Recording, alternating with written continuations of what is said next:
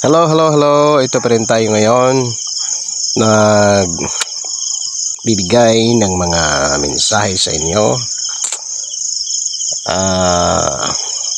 Mga bagay na magbibigay sa atin ng kunting kalaman.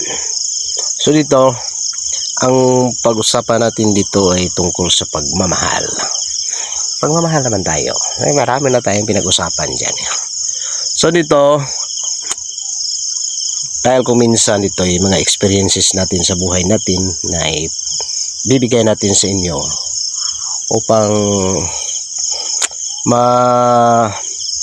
upang pukawin, gisingin, pukawin, upang gisingin ang mga maling mga pamamaraan sa pagdala ng relasyon. So dito, minsan, hindi natin kasi alam na mga ginagawa natin ay mali na pala. Ito ang mga dahilan kung bakit may mga relasyon na hindi gumagana. Hindi gumagana ang isang relasyon. Paano ba?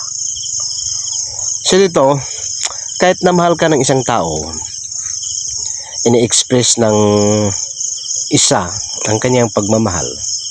Ngunit basta ang relasyon kasi ay binubuo yan ng dalawang parte. Relasyon na binubuo ng isang babae at isang lalaki. Mayroon mang magkapareho ang gender.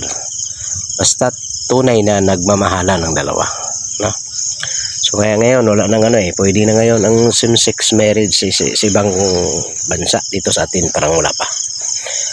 So dito, ang taong magmamahal sa iyo ay tiyak na ipapaalam niya yon sa iyo ang pagmamahal Ngunit dito, kung parang ang isa ay matamlay, basta't hindi kasi nagre-reciprocate yung isa, darating ang panahon na mapapagod yung isa Mapapagod yung isa dahil sa aakalain niya na siya lang ang nagbibigay ng pagmamahal.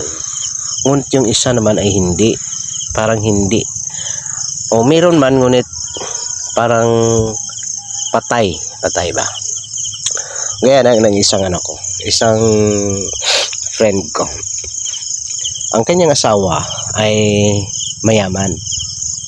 Ngunit siya, yung pinangasawa niya kasi yun dahil sa upang maging secured siya sa ang kinabukasan ng kanyang mga anak. Hindi nga siya nagkakamali. Nagiging secured. Ngunit hiniwalayan niya ang kanyang asawa. Bakit niya ba hiniwalayan? Dahil siya lang ang nagpapakita ng pagmamahal Tinitry niya nga na hindi niya isang taon na hindi niya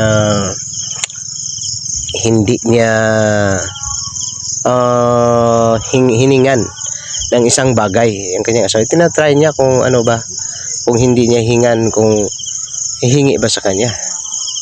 Wala isang taon. So parang nararamdaman ng isa, yung friend ko, nararamdaman niya parang walang pagmamahal. Kung mayroon mang pagmamahal, parang wala lang ba?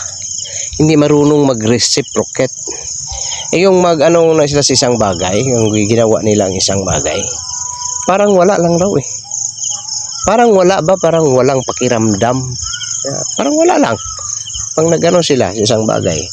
So kaya nga, so hinahanap niya ang pagmamahal na yon sa ibang ilalang. So marami siyang babae, nagkakaroon siya ng maraming babae. At yun ang dahilan kung bakit sila ay later naghihiwalay silang dalawa. So kaya nga dito, ang pagmamahal ay binubuo yan ng dalawa. So pag ang isa lang ang laging nagpapakita ng pagmamahal, ngunit yung isa ay wala, napapagod yun Napapagod yan kahit mahal na mahal ka ng tao. Darating ng panahon na tendency yun na yun ay matukso sa iba. Dahil hahanapin niya yun sa iba dahil parang wala siyang mawalan siya ng pag-asa. parang mawawalan siya ng pag-asa. Kailangan dito ang bawat isa ay mag-reciprocate. Ano ba ibig sabihin yung nag-reciprocate? Kung pinapakitaan ka ng pagmamahal, kung mahal mo naman ang tao, pakitaan mo naman ang pagmamahal. Parang wala lang sa'yo, lalong-lalo na pag sa katagalan na.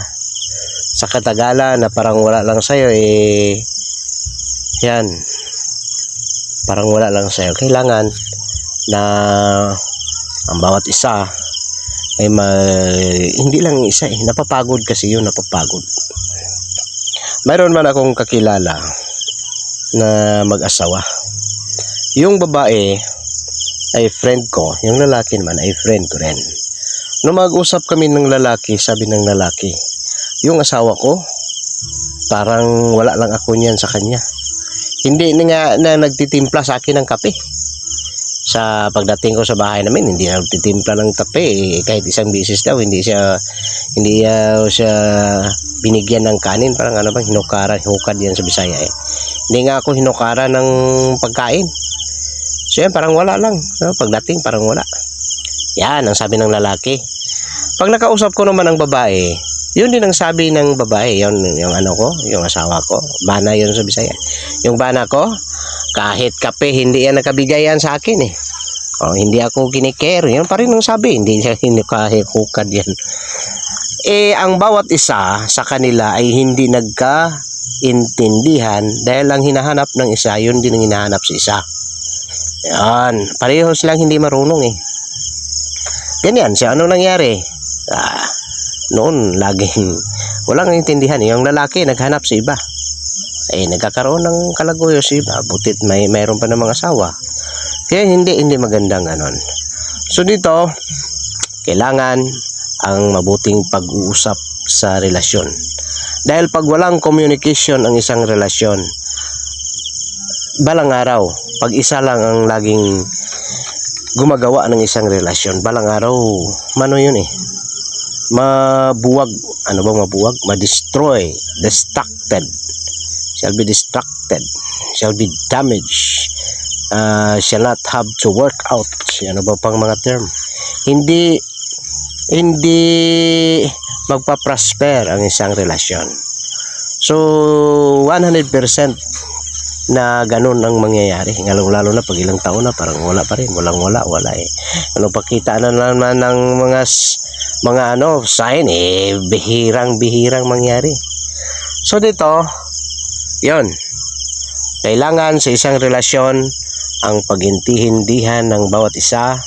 Kahit na gaano man ka-understanding yung isang tao, pag hindi kasi nagre-reciprocate yung isa, may tendency ng isang relasyon ay mabuwag. Yan, kahit ano pa, pareho ba sa pareho ba ng binigyan ka ng alam mo, natutulungan ka ng Panginoon. Nandyan sa'yo ang Panginoon.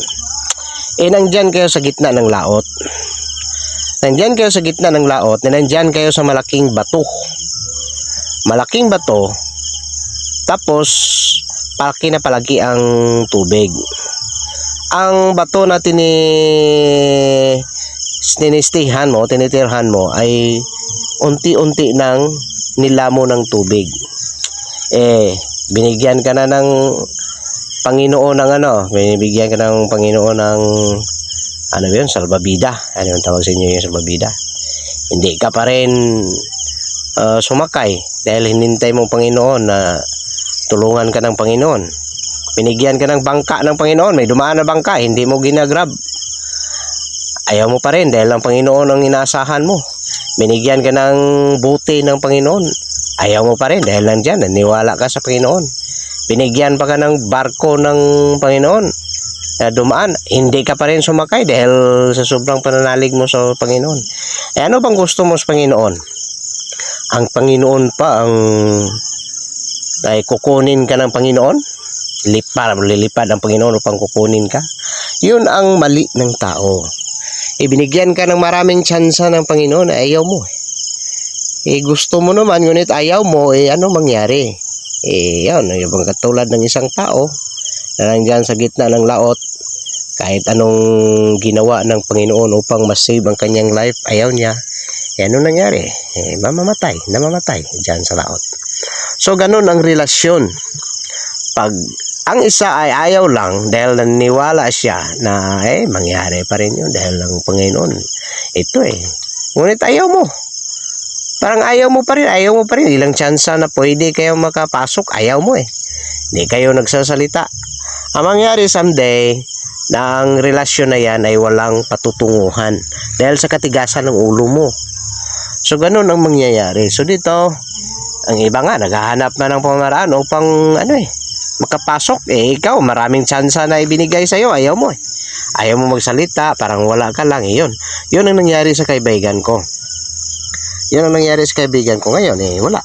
Nasira ang kanilang relasyon. Ang lalaki ay mayroon ng ibang asawa, ang babae wala. Hindi nag-aasawa yung babae dahil hindi binunulang walang nang ligaw takot rin sa asawang lalaki. Takot na baka sila i-accuse na yun mayroon siyang asawa. Yung lalaki na mayroon ng asawa. Yan. So ganyan ang buhay. Kailangan upang mabuo ang isang relasyon, kailangan ay may mabuting komunikasyon. Pag walang komunikasyon, gaano man katibay ang pundasyon ng isang relasyon, ito ay nabubuwag rin. Okay, hanggang dito na lang. More messages I should have to give you. Okay, have a blessed day to everyone. Next post na naman tayo.